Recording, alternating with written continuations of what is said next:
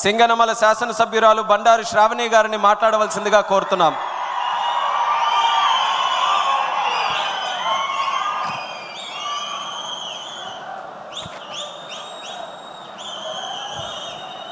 వేదికను అలంకరించిన పెద్దలు, పూజ్యులు, తెలుగుదేశం పార్టీ అధినేత, మన ప్రియతమ నాయకులు, రాష్ట్ర ముఖ్యమంత్రి వర్యులు శ్రీ నారా చంద్రబాబు నాయుడు గారికి, మన యువనేత కార్యకర్తల కోసం నిరంతరం శ్రమిస్తున్న మంత్రివర్యులు నారా లోకేష్ అన్న గారికి, అలాగే వేదిక మీద ఉన్న పెద్దలు, వేదిక ముందు ఉన్న తెలుగుదేశం పార్టీ కుటుంబ సభ్యులు అందరికీ కూడా నమస్కారాలు తెలియజేస్తా ఉన్నాను. ఈరోజు ఇంతటి గొప్ప మహానాడు వేదికలో ఎస్సీ సంక్షేమం గురించి మాట్లాడడం నా అదృష్టంగా భావిస్తా ఉన్నాను.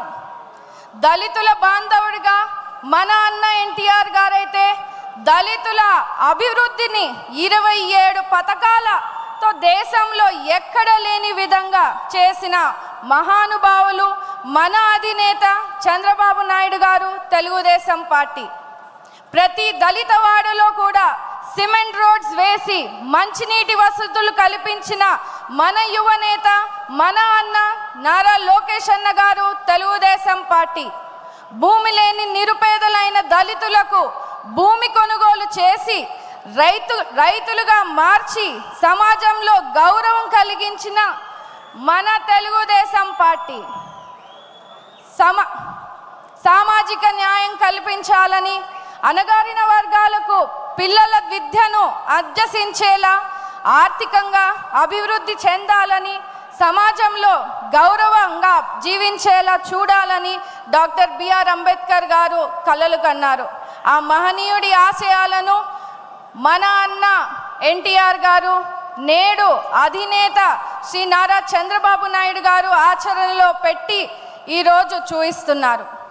దళిత వర్గాలు అన్ని రంగాల్లో అభివృద్ధి చెందాలని, వారి అభివృద్ధికి మునిపెన్నడు లేని విధంగా చంద్రబాబు నాయుడు గారి పాలనలో సబ్ ప్లాన్ రూపంలో మనకి 40,000 కోట్ల వ్యయం చేశారు.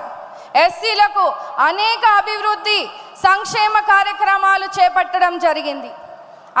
అంటరాని తరం నిర్మూలనకు జస్టిస్ పున్నయ్య కమిషన్ ద్వారా 42 సిఫార్సులు అమలు చేశారు. ఎస్సీ రిజర్వేషన్లు 14 నుంచి 15% వరకు పెంచాం. బెస్ట్ అవైలబుల్ స్కూల్స్ని ఏర్పాటు చేశాం. ఆనాడు లోక్సభ స్పీకర్గా బాలయోగి గారిని, శాసనసభ స్పీకర్గా ప్రతిభాభారతి గారిని, రాష్ట్రపతిగా కేఆర్ నారాయణ గారిని, తొలి దళిత ఆర్థిక మంత్రిగా మా తాతగారైనటువంటి మహేంద్రనాథ్ గారిని, తొలి దళిత ప్రభుత్వ ప్రధాన కార్యదర్శిగా కాకి మాధవరావు గారిని నియమించిన ఘనత కూడా తెలుగుదేశం పార్టీదే. ఆర్థికంగా, రాజకీయంగా, సామాజికంగా సమాజంలో దళితులకు సముచిత స్థానం కలిగించేలా ప్రోత్సహిస్తున్నటువంటి మన దేవుడు, మన ముఖ్యమంత్రి వర్యులు నారా చంద్రబాబు నాయుడు గారు, లోకేష్ అన్న గారు, తెలుగుదేశం పార్టీ. అంతేకాకుండా విదేశీ విద్య పథకం ద్వారా వందలాది దళిత బిడ్డలకు ఆర్థిక సాయం చేశాం. దళిత యువతకు 40,000 రూపాయలు పెళ్లి కానుక ఇచ్చాం. ప్రతి దళిత వాడలో 1,000 కోట్ల రూపాయల సీసీ రోడ్లను వేశాం. ఇన్ని మంచి పనులు, ఇన్ని మంచి స్కీమ్స్ని మన దళితులకి అభివృద్ధి చెందేలా చేస్తే జగన్మోహన్ రెడ్డి గారు అధికారంలోకి వచ్చాక ఇవన్నిటినీ కూడా నిర్వీర్యం చేశారు. దళితులకు సంబంధించిన 27 పథకాలు రద్దు చేశారు. 28,000 కోట్ల సబ్లాన్ నిధులను దారి మళ్లింపు చేశారు. ఎస్సీ కార్పొరేషన్లు నిర్వీర్యం చేశారు. వైసీపీ పాలనలో దళితులపై దాడులు, దౌర్జన్యాలు పెరిగాయని స్వయంగా రాజ్యసభలో కేంద్రం వెల్లడించింది. అందుకే రాష్ట్రంలో ఉన్న అన్ని దళితులందరూ కూడా ఒక్క మాటగా చంద్రబాబు నాయుడు గారిని మళ్ళీ ఈరోజు ముఖ్యమంత్రి చేసుకున్నారు. దానికి మీరందరూ కూడా కృషి చేసినందుకు రాష్ట్రంలో ఉన్న ప్రతి తెలుగుదేశం కార్యకర్తకు, ప్రజలకు ఈ వేదిక మీద నుంచి కూడా ధన్యవాదాలు తెలియజేస్తా ఉన్నాను. మరి ముఖ్యంగా ఎస్సీ వర్గీకరణ చేసి దళితులకు ఆపద్బాంధవుడిగా నిలిచారు.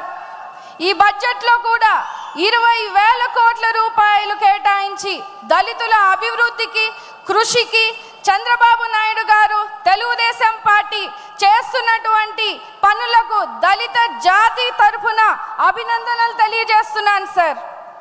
అప్పటికి ఇప్పటికీ ఎప్పటికైనా కూడా దళితుల కోసం, దళిత సంక్షేమం కోసం, అభివృద్ధి కోసం కేవలం తెలుగుదేశం పార్టీ మన ముఖ్యమంత్రి నారా చంద్రబాబు నాయుడు గారితోనే సాధ్యమని కూడా ఈ సందర్భంగా మీ అందరికీ కూడా తెలియజేస్తూ ఈ తీర్మానాన్ని బలపరచడానికి ఈ గొప్ప అవకాశాన్ని నాకు కలిగించినటువంటి తండ్రి సమానులైన చంద్రబాబు నాయుడు గారికి, లోకేష్ అన్న గారికి, సింగనమల నియోజకవర్గ కార్యకర్తలకు, ప్రజలకు, ప్రతి ఒక్కరికి కూడా ధన్యవాదాలు తెలియజేస్తా ఉన్నాను.